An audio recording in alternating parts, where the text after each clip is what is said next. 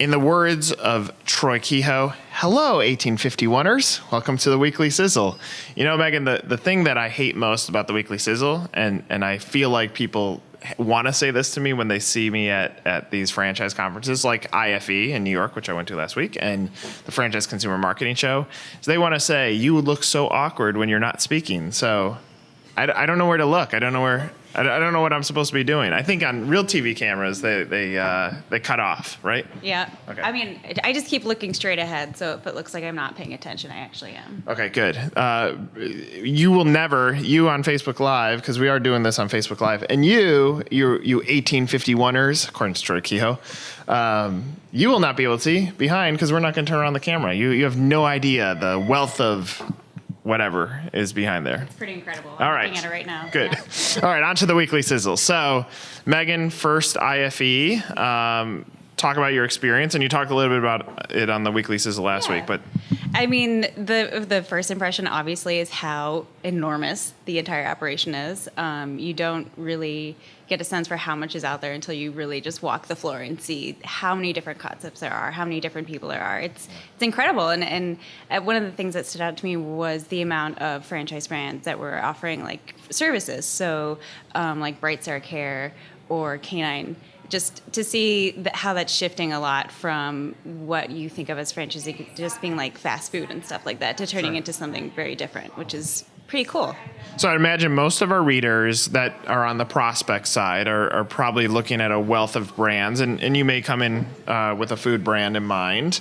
In IFE, at the IFE, it's a New York Franchise Expo. They're going to have another one in Denver, and they do another one in Houston.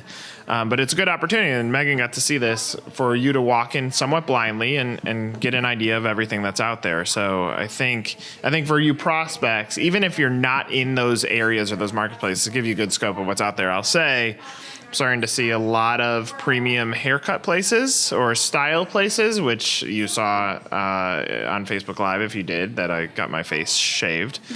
And the macaroni and cheese concepts, they're exploding. And lastly, the yogurt brands, there used to be hundreds of them there, and now there's only a few. So there's been a lot of shifts that have happened in franchising. So this week on 1851, let's talk about that content. What were the main stories this week?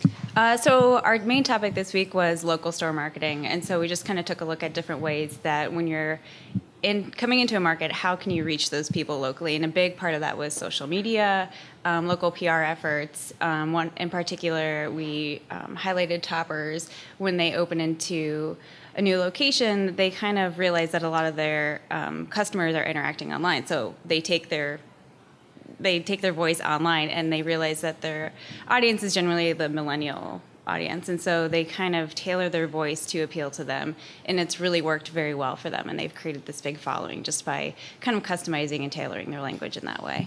Yeah, it's interesting. The talk at the Franchise Consumer Marketing Conference reflected more around how social is turning into paid media, and advertising agencies or marketing agencies are the ones that are typically controlling the voice now, where in the past it was PR agencies. So there's been this shift, but Toppers has done a nice job mastering and using social advertising to get in front of an audience at a cost-effective price point, so that they could at least market that store locally and pull in customers for a trial.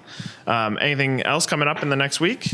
Next Friday, we're kicking off our new issue for July 1, which is Veterans Winning in Franchising. And so we'll be featuring, moving forward, a bunch of veterans from Checkers, Sport Clips, Right at Home, you name it. So really looking forward to that. That's great. So thanks, Megan, for joining me again. She's now a regular on the Weekly Sizzle. And for Troy Kehoe, Troy, I'm just seeing if you're going to watch this. And all you 1851ers, have a great weekend. See ya. Bye.